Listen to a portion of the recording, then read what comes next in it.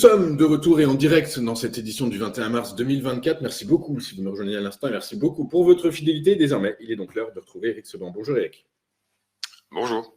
Bonjour, merci d'être avec nous ce matin, Eric. Comme tous les jeudis, vous êtes trader, formateur et coach.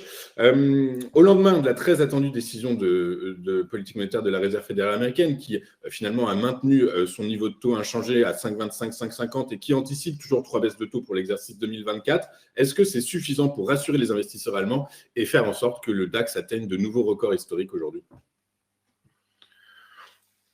C'est envisageable. Après, sur quelles raisons et quel moteur le DAX peut continuer de poursuivre, c'est essentiellement toujours des contraintes techniques qui sont à l'exécution, parce que là, ça y est, on a atteint à nouveau des plus hauts. Je vous avais, la semaine dernière, indiqué qu'on pouvait très bien aller encore chercher l'objectif dont je vous ai parlé depuis des semaines, 18 200, 18 300. Ça a été fait vendredi à la faveur d'une échéance qui s'est passée dans le calme comme attendu. Ensuite, on a latéralisé lundi, mardi, hier, et puis hier, justement, après la non-annonce de la Fed, les anticipations restent positives sur des baisses de taux. Donc, le marché s'entretient d'espoir. Et ce matin, on est encore maintenant 150 points plus haut. Donc, est-ce que ça peut monter davantage ? Oui, bien sûr. C'est la même chose que les semaines précédentes, quand je vous dis que la hausse est l'évolution la plus probable du DAX, c'est qu'un retour en arrière est totalement exclu. Il est de plus en plus dans l'immédiat, parce que c'est toujours les mêmes raisons. En fait, il n'y a pas de vendeur, il n'y a pas d'initiative d'ouverture de position pour jouer un scénario baissier. Donc, pas de vente à découvert. Les vendeurs qu'on a sont des gens qui prennent des bénéfices et avec peu de volume, ça permet au DAX de monter. Donc, pour l'instant, un retour en arrière, c'est totalement inenvisageable. D'autant plus que je note que la volatilité sur les options de baisse, les puts, donc la volatilité implicite, reste. Elle a pris 3%. Elle a pris 3% en un mois, ce qui traduit une méfiance. En fait, elle serait restée au même niveau. Déjà, ça indiquait une première chose, à savoir que il n'y a pas de complaisance et qu'on comprend très bien de quoi la hausse se nourrit. Donc, on se protège. Mais là, ça augmente un peu, donc ça veut dire que on recherche davantage de protection. C'est un peu normal aussi, parce que quand vous avez un marché qui monte uniquement sur de la contrainte technique, avec évidemment peu de volume, sur le long terme, c'est pas bon. C'est pas bon, ça le rend fragile, vulnérable à toute mauvaise nouvelle. En tout cas, si ça n'est pas de la mauvaise nouvelle qui peut laisser envisager qu'on a quelque chose qui va devenir très pessimiste à long terme, ça peut favoriser en tout cas des baisses très rapides. Alors, peut-être pour rien, mais en tout cas, un marché qui va bouger dans le vide, ça c'est clair, parce que en plus, on a, alors là c'est dans un second temps, un marché qui s'est nourri de contraintes techniques qui sont essentiellement des protections de position. C'est-à-dire que vous avez des acheteurs qui sont contraints d'acheter pour protéger des positions. Sans rentrer trop dans le détail, je vous ai déjà parlé des ventes de call, mais sans décrire comment ça fonctionne. Voilà, ce qu'il faut comprendre, c'est que des gens vendent des produits dérivés et sont obligés de se protéger quand le scénario n'est pas celui qui est attendu par eux.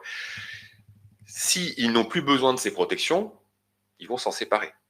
Et donc, ça va alimenter un flux qui pourra, selon la nature de la baisse, selon la nature de la nouvelle, initier des positions, cette fois-ci d'ouverture de position à la baisse, de vente à découvert. Donc, cette façon de monter du DAX n'est pas très bonne à long terme, elle ne peut pas être tenue très longtemps, mais en même temps, tant qu'on n'a pas d'initiative de position baissière, et on n'en aura pas tant qu'il n'y aura pas des mauvaises nouvelles, tant que l'horizon va s'obscurcir, pour autant il n'est pas rose, hein, mais voilà, c'est un marché qui monte essentiellement sur des contraintes techniques, comme je vous le dis chaque semaine, c'est toujours la même chose qui se répète, et donc en effet, oui, ça peut continuer encore de monter. D'ailleurs, c'est ce que je vous disais il y a 15 jours à peu près, si on fait ce qu'il faut pour se mettre dans les bonnes conditions de pouvoir attendre une évolution plus haute, avec éventuellement des trous d'air. Donc, en gros, si on peut protéger son portefeuille, il faut le faire, il ne faut pas prendre ses bénéfices.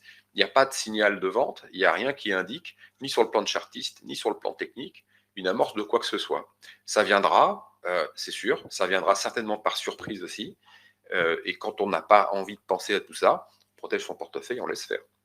Ok, très clair. Bah, écoutez, merci pour ce discours teinté d'optimisme, mais qu'un discours teinté d'optimisme depuis de nombreuses séances. Là. Donc, on comprend bien que c'est un marché de contraintes techniques, qu'il n'y a pas de raison fondamentale, en fait, de pousser les investisseurs à se couvrir contre un risque qui n'existe pas pour l'instant. Du coup, à force des choses, eh bien, il y a des rachats de put qui et ben, mécaniquement porte en fait les cours vers le haut, quoi, tout simplement. Oui, alors c'est Des rachats de put qui sont en plus remis, recalculés et remodélisés de plus en plus haut, en fait, du coup, par la force des choses. C'est plus l'absence de contraintes à la baisse que de perspectives haussières qui portent le marché en réalité. ah oui, oui, absolument. Absolument. J'ai pas vraiment un discours optimiste parce que la nature de la hausse me laisse pas penser que tout ça est bien sain. Mais je dis simplement que le marché peut continuer de monter pour des raisons effectivement techniques parce que, comme vous le dites, bien les positions continuent d'être protégées, les reports de couverture se font. Ça, on le voit dans la volatilité implicite. Donc, par conséquent, comme on n'a pas de bonnes probabilités de baisser, vous n'avez pas des positions, des initiatives baissières qui se mettent en place, ce qui favorise évidemment la hausse un cran au-dessus, hausse qui n'est pas portée par la conviction, mais qui est essentiellement la contrainte de vendeurs à découvert, par exemple, qui tentent des ventes pour des retours en arrière, qui, voyant le marché monter d'un cran, vont se racheter, donc vont évidemment alimenter encore la hausse. Et puis, évidemment, tous ceux qui sont obligés d'acheter, à chaque fois que ça monte d'un cran, ils sont obligés d'acheter parce qu'ils sont structurellement vendeurs de par leur métier, de par les positions qu'ils ont. Voilà, c'est exactement ça qui se passe. Ok, très clair. Écoutez, merci Eric pour ce décryptage, cette analyse. Je rappelle que vous êtes trader, formateur et coach avec nous tous les jeudis matins pour décortiquer les évolutions, les mouvements sur l'indice phare allemand. Merci beaucoup Eric, je vous souhaite une excellente journée. Je vous donne rendez-vous la semaine prochaine.